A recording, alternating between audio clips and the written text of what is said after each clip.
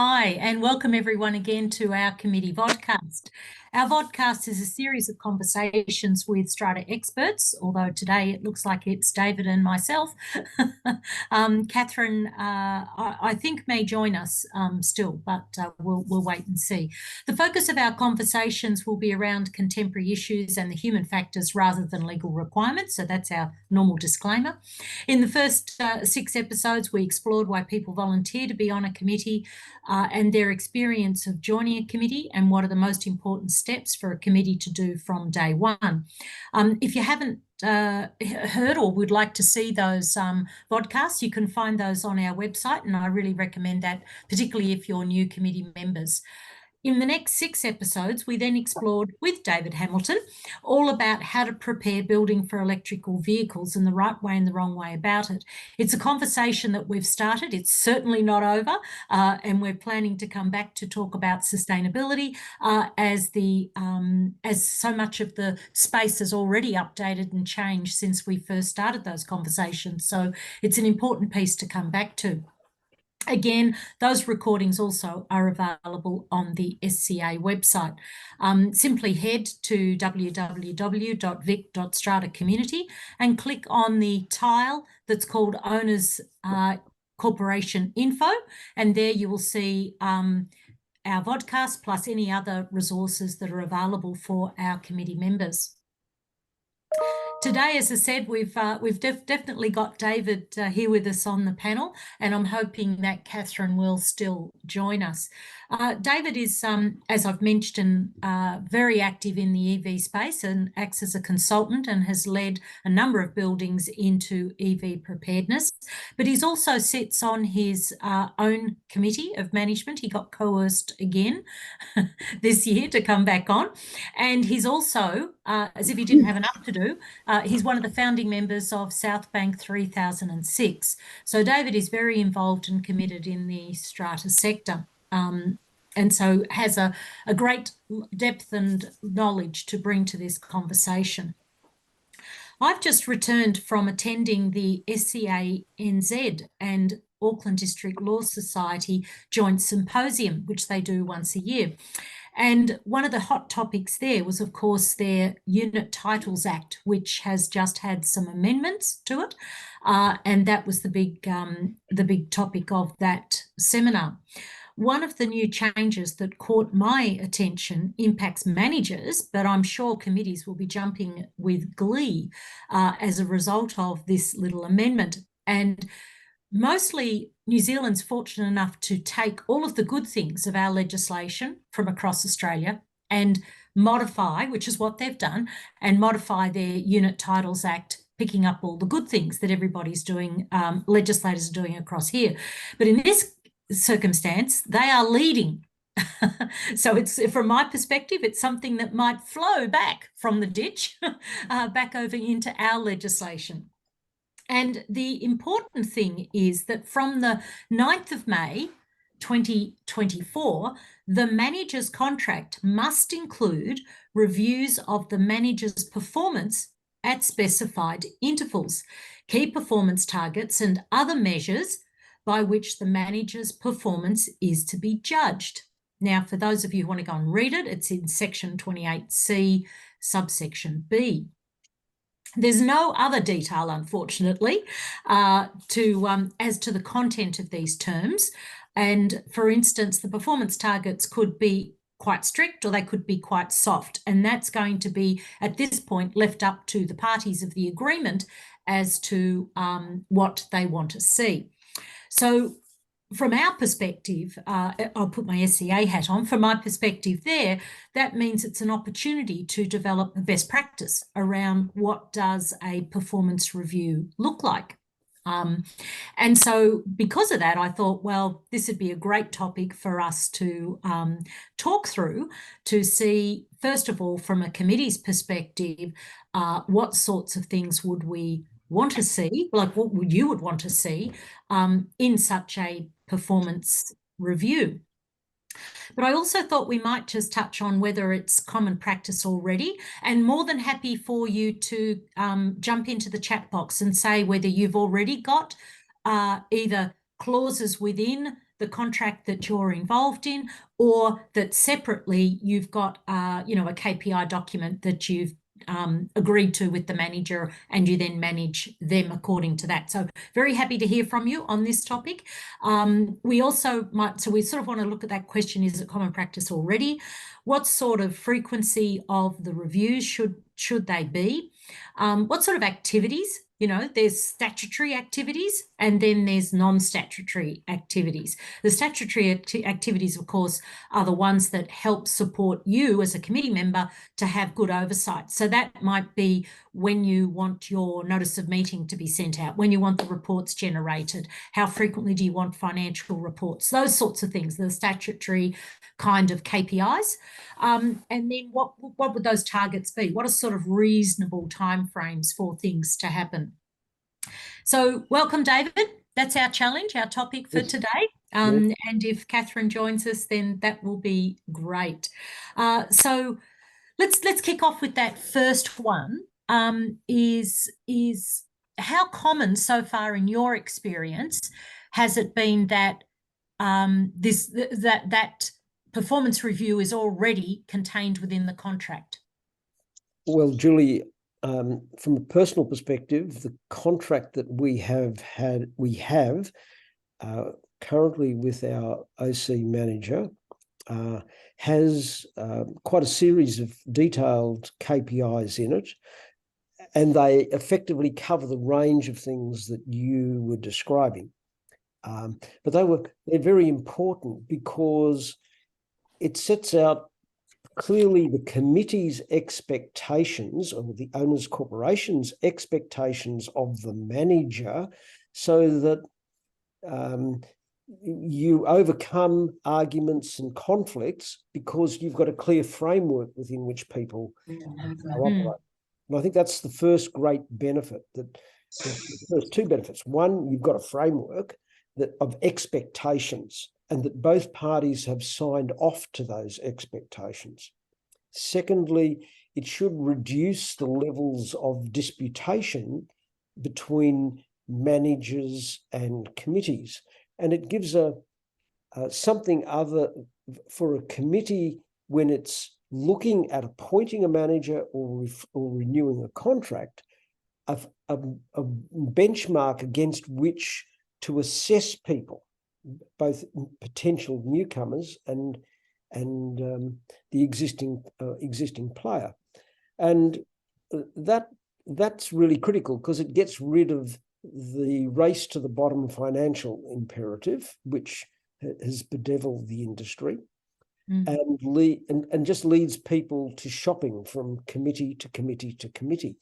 From OC manager to OC manager to OC manager. And I in my EV work, I've come across strata buildings where they've had 3 OC managers in 9 years, each for 3 years. And you've got to ask, why is it so? What are the false expectations that people have of each other? So I think having a set of KPIs is really great. I think in Victoria, as you know, we have the tiers of describing the sizes of an owners corporation, and for larger buildings, more complex owners corporations, there may need to be a wider range of KPIs.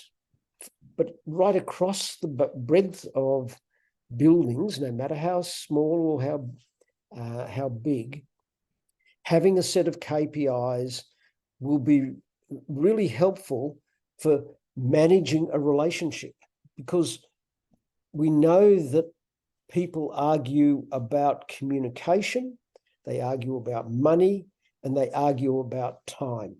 And they are the 3 elements that bedevil OC management relations between a committee and the OC manager. And getting those spelt out clearly, and then having a mechanism for resolving any issues is important. So that's my experience. I've seen people being able to be held to account, and I've seen it be a good framework to overcome potential areas of conflict. That's great, David. What sort of frequency? If you've already got like a schedule with KPIs in it, so how often does the committee, does it proactively review that, and is the manager involved in that, or is it something that the committee yes reviews and says, well, yeah, we did get this, we didn't get that, we didn't get that? Like how do you do that review process? Well, I think the review process occurs roughly every 6 months with the senior management of the OC manager and also with the manager present, so that there can be a full and frank discussion about how you are, what the experience is, and what are the friction points that need to be talked through. There are some things which are very like black letter law, which is, we need the papers certain days in advance. If you don't deliver on that KPI, then the contract deals with what happens when you don't deliver on that KPI. The contract spells out the sorts of financial reporting that we expect. So there's sort of things which are quite clear black lines in the sand that we have an expectation about to enable the committee, which is responsible for effectively a medium-sized business, to be able to function efficiently. And I think a lot of committees, probably have this, and it definitely makes for a cleaner relationship. I was thinking about this when you raised this subject with me, and I was thinking about a young couple I know who they have once a week, they have a meeting where they sit down like a review meeting of things in their relationship and how things that are going on in their life, because they are so busy, they don't connect all the time. And it's somewhat similar to that, clearly, that it is about a relationship. And as I say, people argue about communicating. How well does the OC manager communicate with you? Are they so difficult to get hold of that people get really frustrated? What's the quality of their reports that they're providing to you?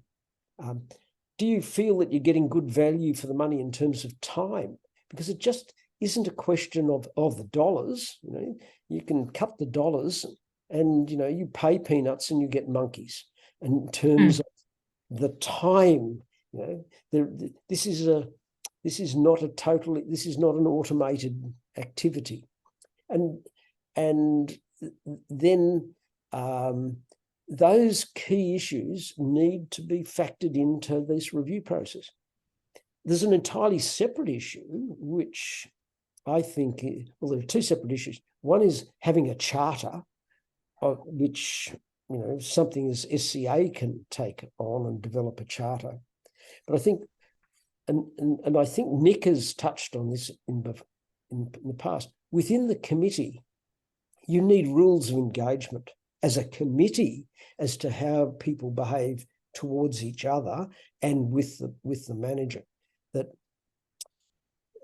because one of the things that destroys the relationship between managers and committees is discordancy within the committee.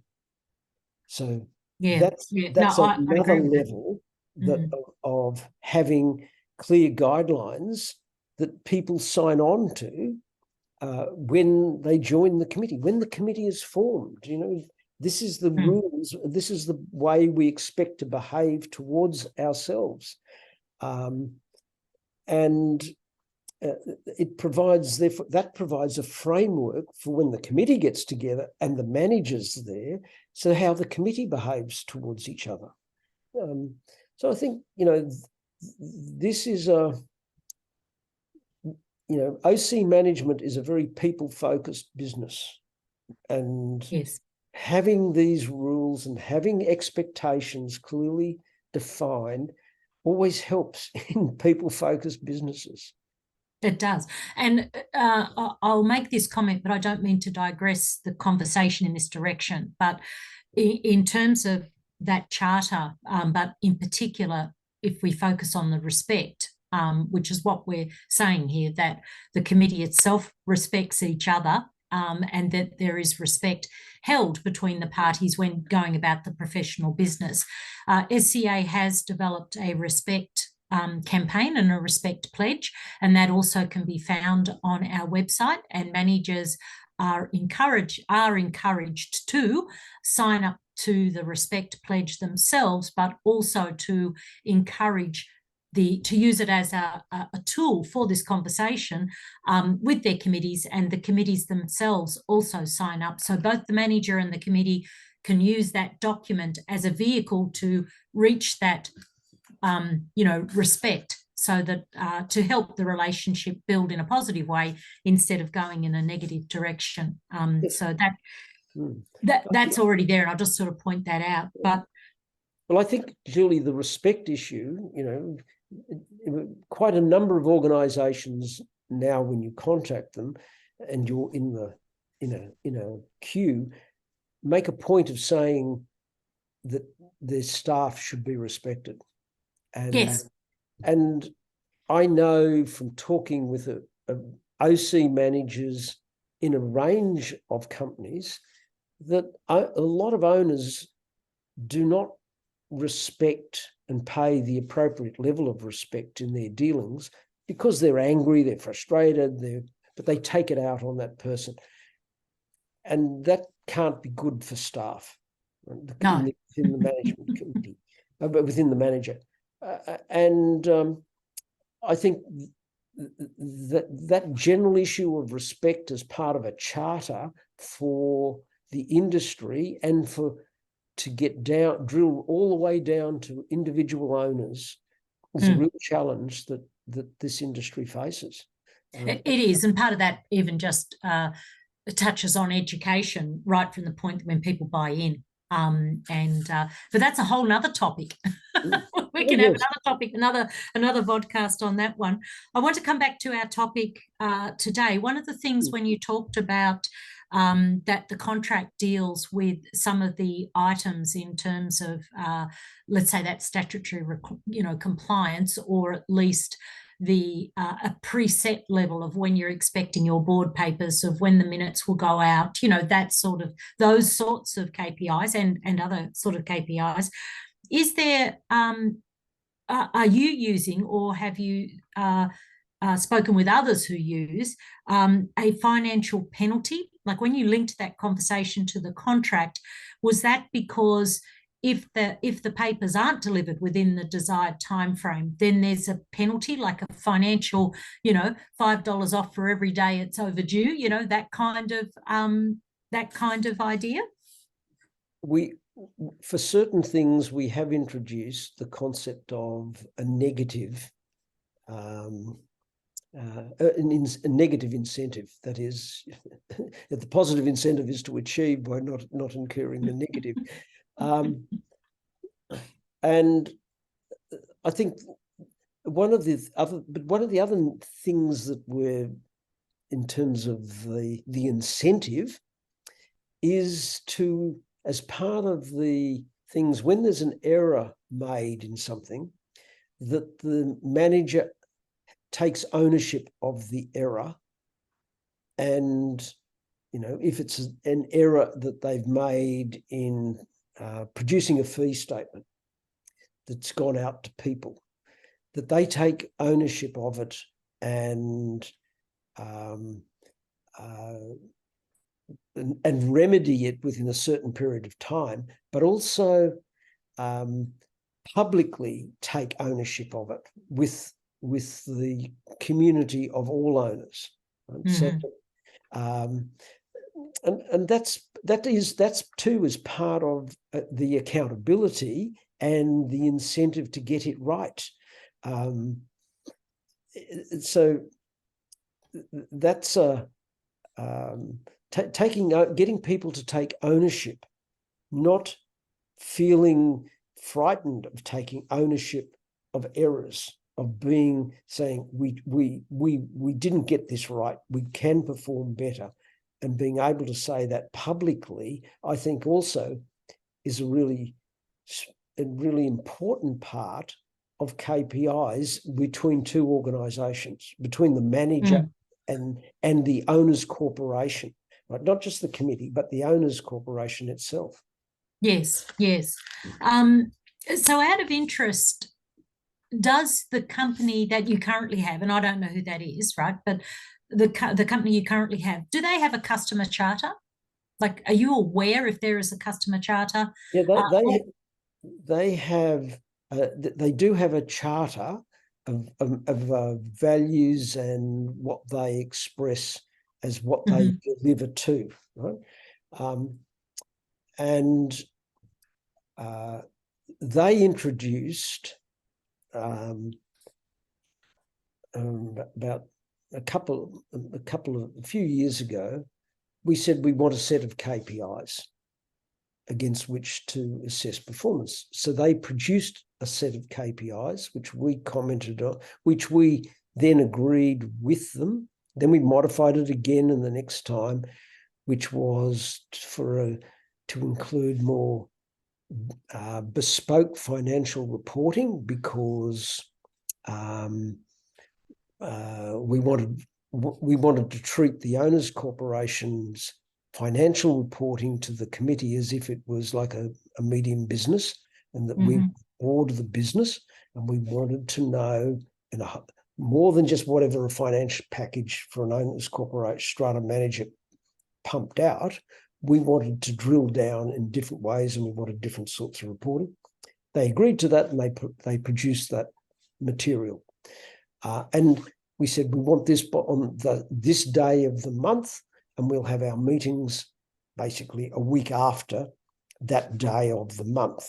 So we tied our meetings to financial reporting so that we could see it. So we moved it to a more corporate style of management in that round. And then most recently, we introduced a series of other reporting mechanisms about taking ownership and KPIs about taking ownership. Now, we're a building, we're probably a medium-sized building. We're a tier 1 building.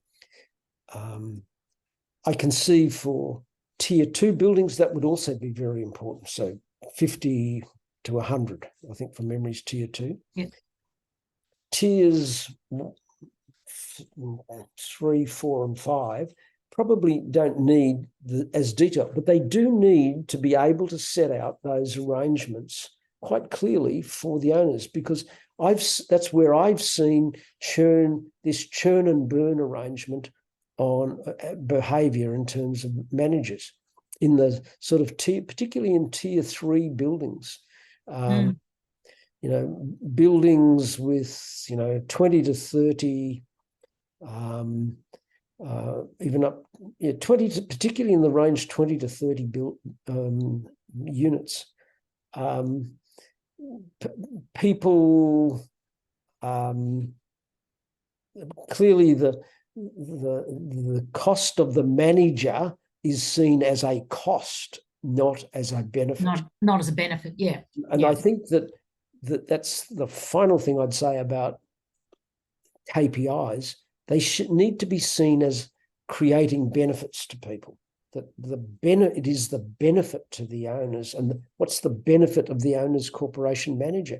It's not just a set of bookkeeping. So at that level, you clearly want to have somebody who's good at interpreting the Act, understands the Act, provides you with clear communication about what has to be done, when it's got to be done, is good at asset management for you, but can work with people in the committee. So I think, that's what I was saying. Different levels will require different styles of KPIs, and it's required right across the board. Yeah, yeah. So the biggest complaint, and particularly, well, I'd say this is right across the board, but more particularly at, as you say, the tier 3, 4, and 5 area, would be the communication. Or lack of.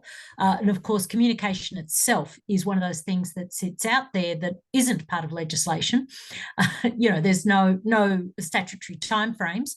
And of course, it's not even part of the contract. There's nothing in it that speaks to communication or like timely communication when I say communication.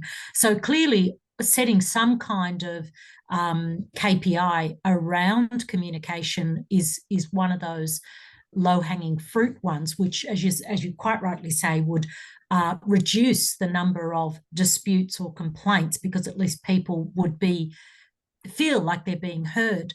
What sort of KPI would you put around? Like, what do you think is reasonable in terms of, given that a lot of matters are very complex and can't be answered, other than to be able to be answered to say we've received it, and we'll get back to you, kind of thing. Because and I think people don't actually understand, but in answering a question, if it's anything other than a financial question, which is an accounting interrogation, everything else requires the plan of subdivision to be opened, to be read, to confirm the boundaries of who's responsible for what, and drill down to what particular element. Then there's got to be a consideration of benefit. Is it something that's benefiting everybody? Is it something that's benefiting them? Is it a lot owner obligation? There's a lot of things that have got to be interrogated in order to answer what somebody might think is a simple question. So what sort of, bearing that in mind, that it's, not everything is a straightforward answer. What is a reasonable time frame in your mind? Like, what are you experiencing for the sorts of queries in your building? Well, I think we're seeing response times within sort of a week to 2 weeks, but that's because we're a larger building, and we've probably getting better. We get better resourcing, so it gets to time. The money part of communication and time is a key element. They are three equally powerful forces, and if you don't pay the manager sufficiently, then there's a fine. They have to. If you're running a management company, you've got, you're paying a person and all of their on costs, then that simply gets broken down on by a lot. How much time can this person devote? So the more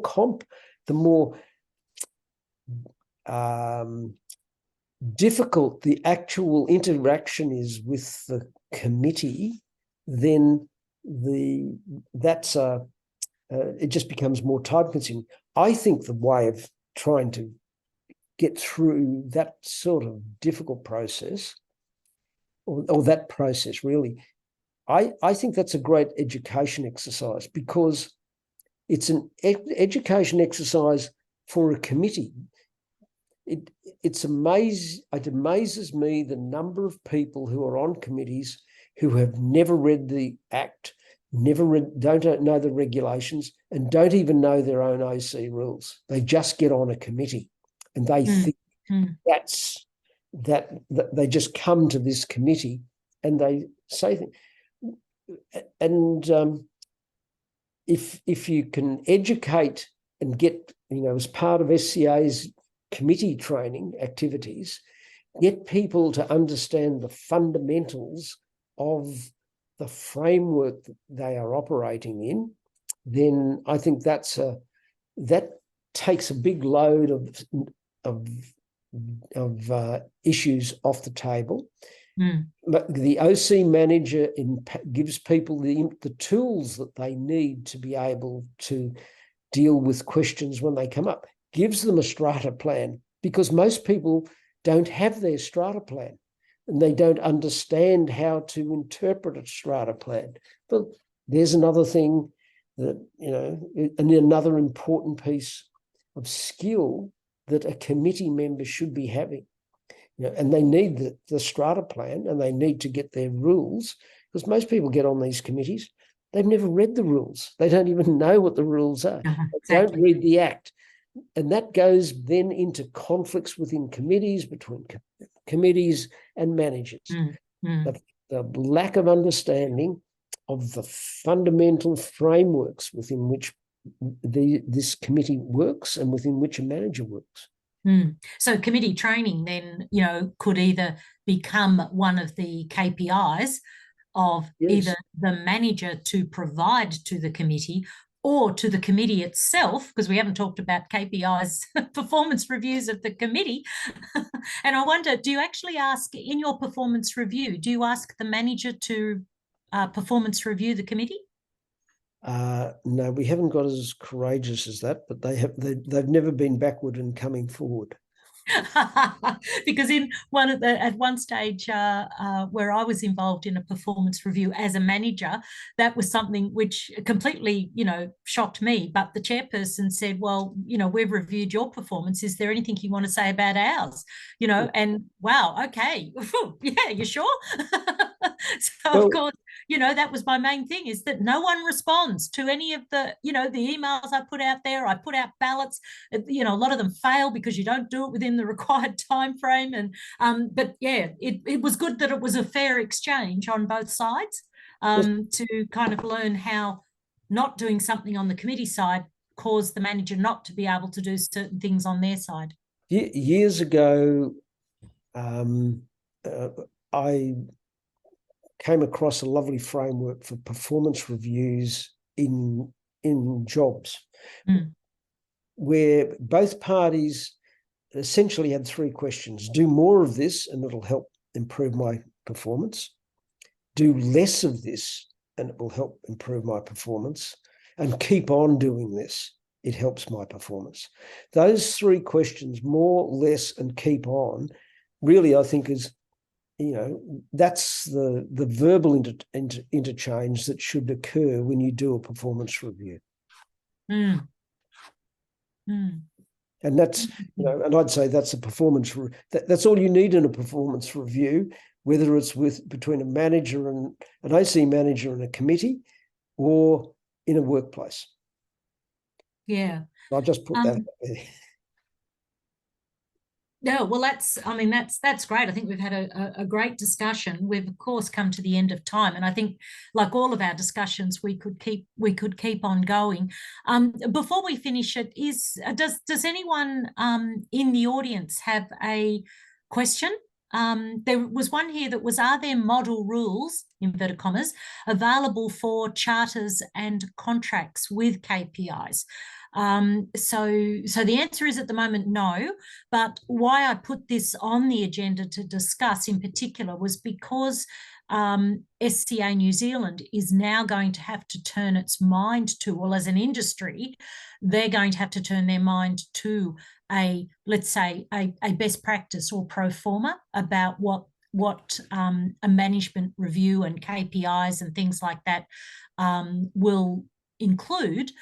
Then that's why I want to put on the table, because I can see as an industry, because one chapter, if you like, is doing it, generally what happens is that we all participate, all try to build the one thing that can be shared, across both countries. So it's not available just yet, but I can see that something will be coming in the near future, if that helps. Any other closing comments, David? No, look, I think I've said, I think it's a really great initiative that people need to start engaging with, and whether they're on the committee, or whether they're an OC manager. As an OC manager, be proactive, take it to the committee.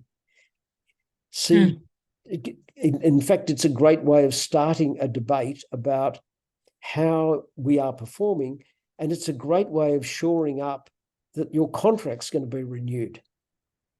Yes, I think managers holistically are scared of the conversation, and all I can say is from as being, in a past life, a strata manager, it was just the best thing that ever happened. Like to do that review and to work together on coming up with solutions, or on both sides, as I said, that we felt like we were both together trying to get to a good outcome, a good deliverable at the end. And the relationship was always, and still is, very good with that particular committee, for that willingness of wanting to work together. So, but they also have a charter.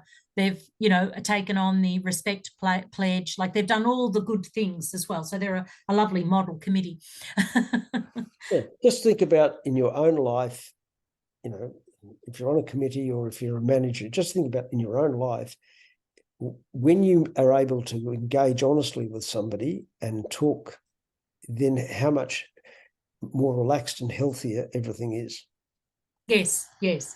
Well, thank you again. I'll do a shameless plug for committee training while I'm here, which is on in November, and in that we do talk about having a charter, and we do give some sample documents of charters and codes of conduct and other useful policies for committees to adopt, etc.